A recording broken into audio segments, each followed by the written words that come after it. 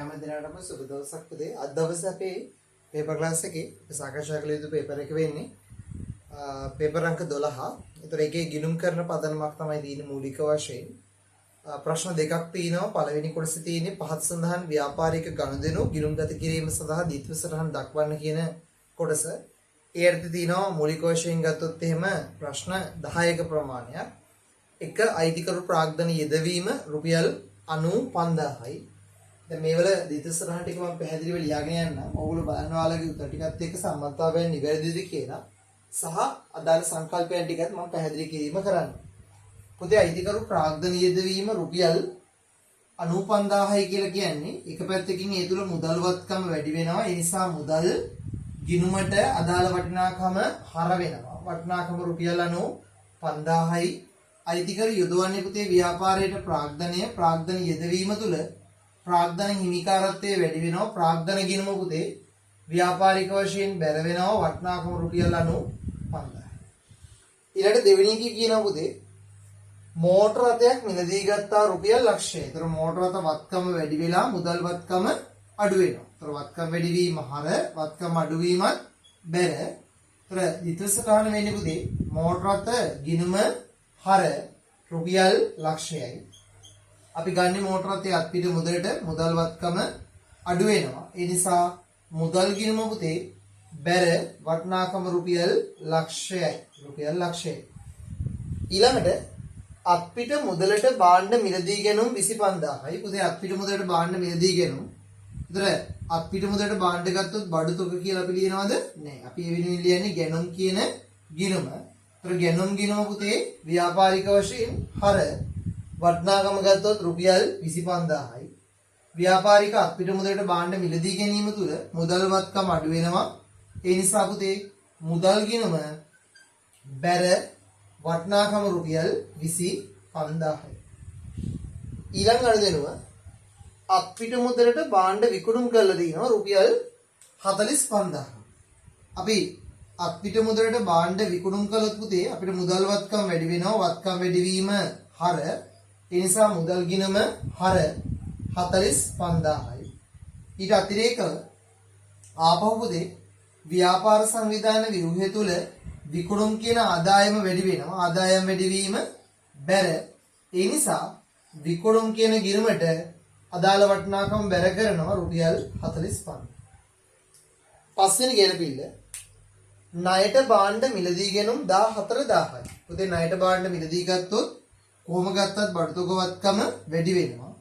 අපි කියන්නේ බඩු තොග කියලා ගිණුමක් තියාගන්න නැහැ කියලා. නිසා ගැනුම් කියන ගිණුමට ඒ අදාළගේ පුතේ හර වෙනවා රුපියල් 14000යි. ගන්න මේ භාණ්ඩ පුතේ ව්‍යාපාරික වශයෙන් ණයට. ඒතර ණයට ගත්තාම අපිට වැඩි වෙන්නේ ණය හිමි කියන ව්‍යාපාර වගකීම. ඒ නිසා ණය හිමි ගිණුම පුතේ ව්‍යාපාරික වශයෙන් බැර කරනවා රුපියල් 14000. ඔන්න ඔය ටික තමයි පළවෙනි ද්විත්ව සටහන් පහට අදාළව ඔයගොල්ලෝ සම්පූර්ණ කරන්න ඕන. අපි ඊළඟ ද්විත්ව සටහන් ටික සම්පූර්ණ කරගමු ඊළඟට.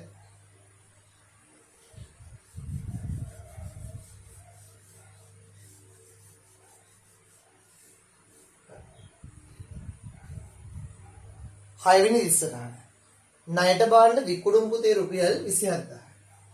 දැන් ණයට භාණ්ඩ වික්කොත් ව්‍යාපාර ආයතනයේ වැඩි වෙන්නේ පුතේ ණයගෙතිනේ. ඒතර ණයගෙති කියන වත්කම වැඩි වෙනවා. ඒ නිසා ණයගෙති කියන ව්‍යාපාර ගිණුම හර වෙනවා. ණයගෙති ගිණුම හර වටිනාකමක් ලෙස ගත්තොත් මෙතන සම්බන්ධ වෙන්නේ ණයට විකුණුම් 27000යි. වටිනාකම පුතේ දානවා 27000. ඒ වගේම විකුණුම් කියන ආදායම වැඩි වෙනවා. ආදායම් වැඩි වීම බැර. ඒ නිසා විකුණුම් කියන ගිණුම බැර වෙනවා පුතේ වටිනාකමක් විදියට රුපියල් 27000යි.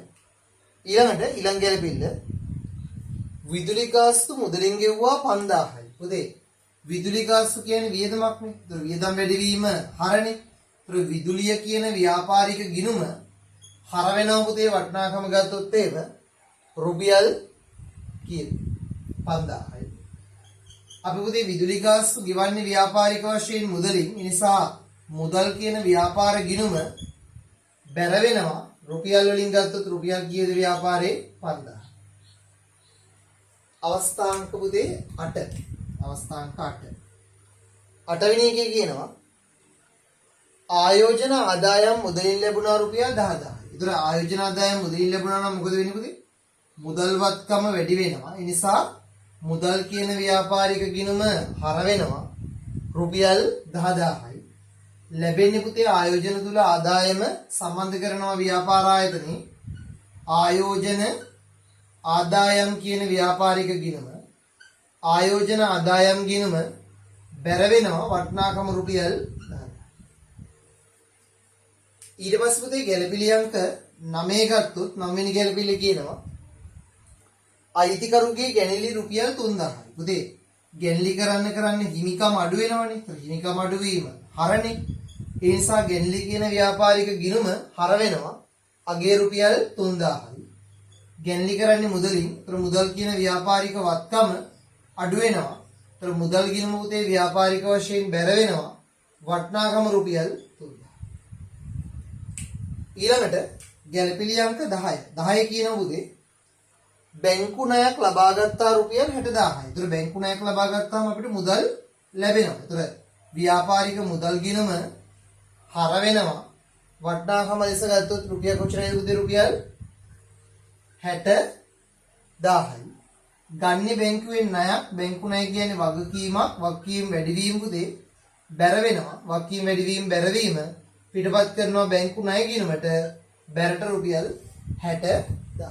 ඒතර සාරාංශයක් ලෙස ගත්තාම සමස්ත ව්‍යාපාරික දිට්ඨිසටහන් අපි මේ විදිහට පුතේ සාකච්ඡා කරලා අවසන් කරමු. ඒතර මේක තමයි පළවෙනි ප්‍රශ්නේ අපේ උත්තර ටික බවට පත් වෙන්නේ. දැන් දෙවෙනි ප්‍රශ්නේ කියනවා චුට්ටක් වැඩේට ඉඩ පොඩ්ඩක් මදි බෝඩ් එකේ නේද? පහළ සඳහන් ව්‍යාපාරික ගනුදෙනු ලෙජර් ගිණුම් තුල වාර්තා කළ ශේෂ කිරීම සහිතව දක්වන්න කියලා කියනවා. දැන් ජනදෙනු 10ක් දෙනවා. තමන් කියවර ඉබ්බානි කතාවක් සෙට් නෝ කියලා මෙතනට. අපි දීන විදිහකට ඉඩකඩ ටික පිරිමහගෙන අපි ආකෘති ටික නිර්මාණය කරලා ගණන් ටික හදමු. නැත්තම් බෑනේ වැඩේ කරන්නේ නේද?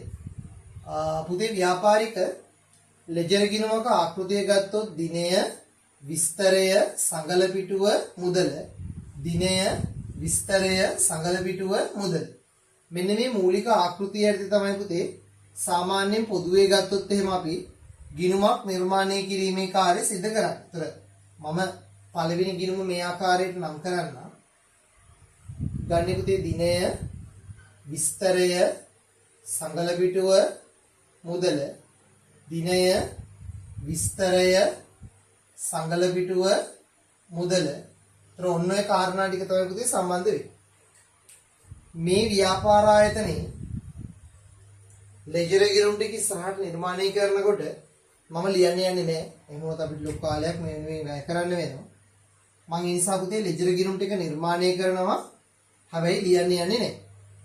ඒ වගේම මතක තියාගන්න මේ වගේ ගානක් තුල සාමාන්‍යයෙන් පුතේ පළවෙනි ලෙජර් ගිණුම විදිහට අපි නිර්මාණය කරගන්නේ මුදල් ගිණුම. ඒ නිසා යම් විශේෂිත වූ ගණදෙනු රාශියක් ඒ තුල වාර්තා වීමත් සමග ඊ ආකෘතිය තරම අනිකුත් ගිණුම් වලට වඩා ටිකක් ලොකු වෙන්න ඕන. ඒ නිසා ඒ ආකෘතිය නිර්මාණය කරනකොට පුතේ ගොඩක් දුරට වැඩි ඉඩකඩ ප්‍රමාණයක් අවම වශයෙන් උසරුවල් 8ක් 10ක් අතර ප්‍රමාණයක් නිර්මාණය කිරීම කරන්න. ඊට පස්සේ ඔයගලන්ට පුළුවන් ඊට වඩා අඩු රුවල් සංඛ්‍යාවක් සහිත උසරුවල් 4ක වගේ ගිණුම් වලින් ඊතුරු ගිණුම් ටික සම්පූර්ණ කරගන්න. ඒතර හිතන්න කවුරු හරි මේ පේපර් එකේ මේ කොටස කරපු නැති කෙනෙක් ඉන්නවා කියලා. ඒ කෙනා මේ දේවල් ටික හරියට ඔළුවට දාගන්න. මොකද විභාගෙට පුතේ ගොඩක් දුරට මේ වගේ කොටසක් සම්බන්ධ වීමට තියෙන සම්භාවිතාවය වැඩි. ඒ නිසා අපි ඒ ගැන හරි අවබෝධයකින් යුතු ගියේ නැතුනොත් ඔයගලන්ට විභාගෙට යම් ලකුණු ප්‍රමාණයක් අහිමි වීමේ අවදානමක් තියෙනවා.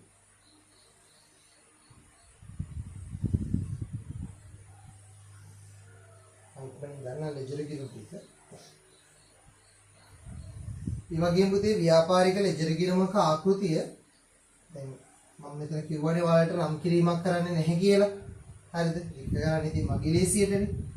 සාමාන්‍ය විභාගෙට කොයිම හේතුවක් නිසාවත් නම් කරන්නේ නැතුව ලෙජර් ගිණුමක් නිර්මාණය කරන්න එපා. එහෙම කළොත් එහෙම ඕගලන්ට විභාගෙට ලකුණු දෙන එක ඒ කියන්නේ බලන කෙනා අනුව තමයි පුතේ තීරණය වෙන්නේ. ඉතින් අපේ ඉරණම වෙන කෙනෙකුට තීරණය කරන්න ඉඩ දෙනවා කියලා කියන්නේ අපි කරන්නේ යමු වැරද්දක් නේද?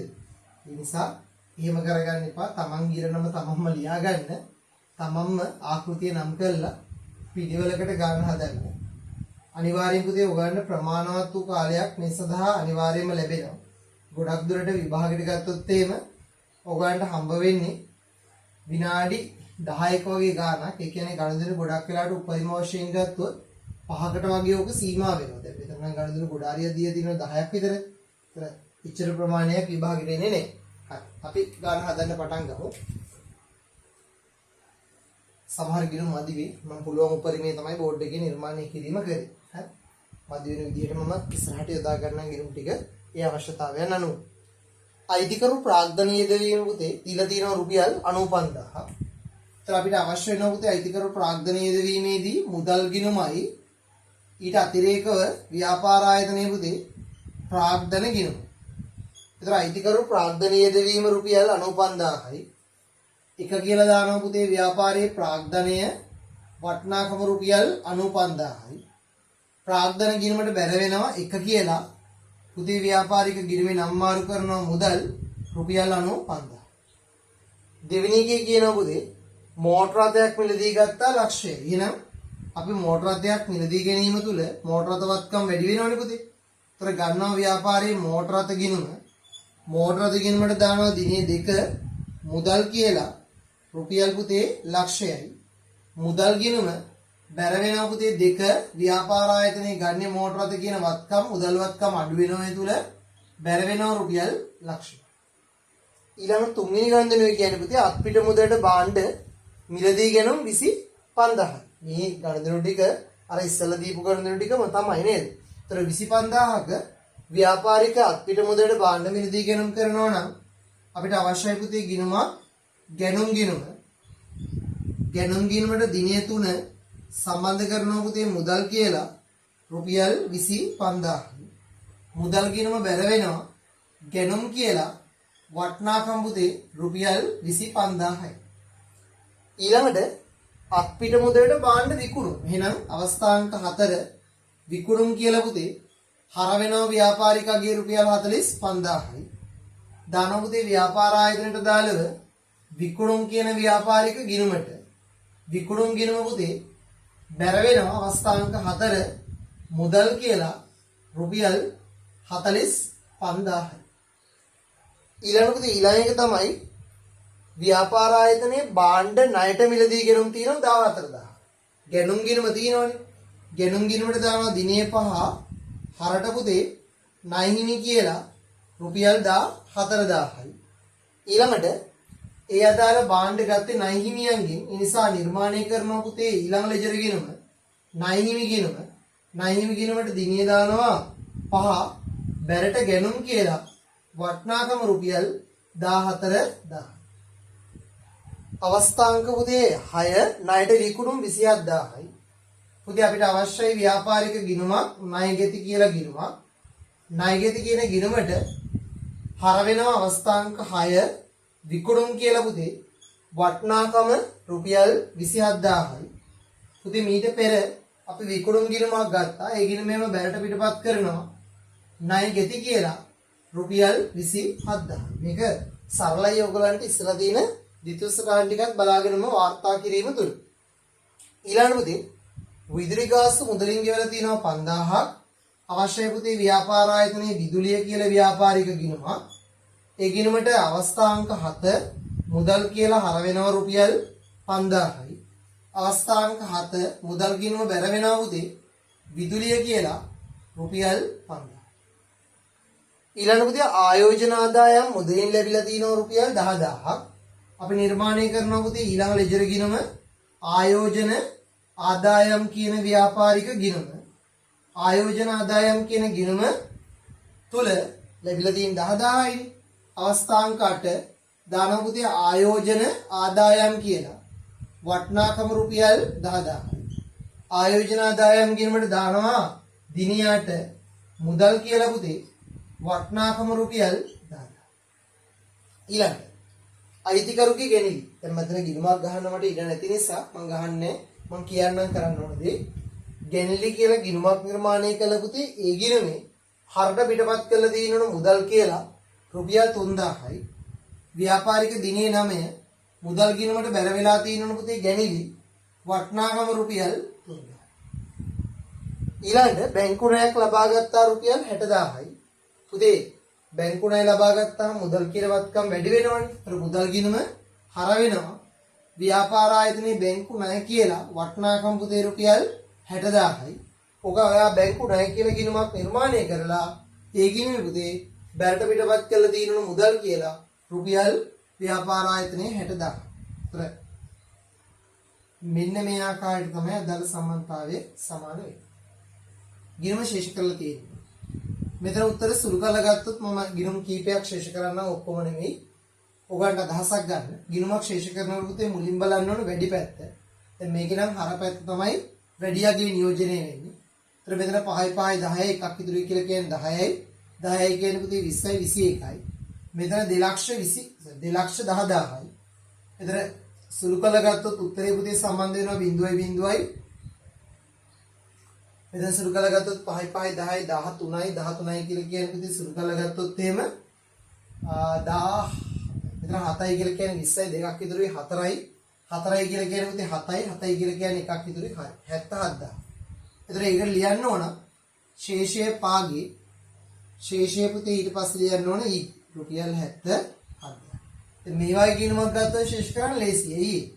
බැරාගියක් විතරයි තියෙන්නේ. ඒතර බැර පැත්ත තමයි වැඩියාගේ.